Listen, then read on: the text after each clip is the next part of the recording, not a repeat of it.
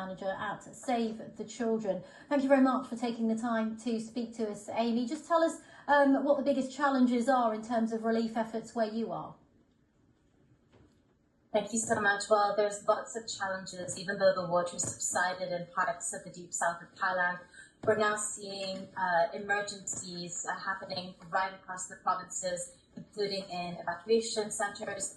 Children are traumatized. Children have been through a lot. Many of them have been rescued from rooftops. They've been stuck inside their homes with their relatives. And so the needs are very, very high at the moment. And of course, there's need for clean water.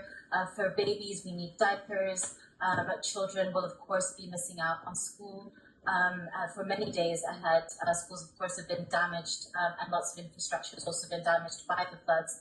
So there are many, many needs at the moment for children and families. Amy, do you think the country is set up to make sure that it's prepared for these kind of natural disasters?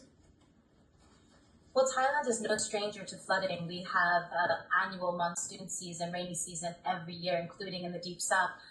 But in this particular case, many have said that the warnings were slow, provinces were slow to evacuate people, and the initial response was not perhaps as coordinated as it could have been, which is why we saw such devastating scenes a few days ago and into this week as well. And as you said just then, Amy, it's not unusual to have monsoons at this time of year. It is the rainy season. But how does this year compare with previous years? There are people, of course, who ask questions about whether climate change is making this much more intense. Well, some people definitely have said that climate change may have played a part in what happened this year. Of course, heavier than usual rain.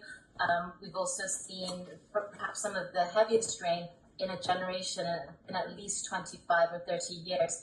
So definitely some changes taking place there, and very, very unusual activity, which has led to the very high casualties and loss of life that we've seen this time around in southern Thailand. Okay, Amy, thank you very much for taking the time to speak to us.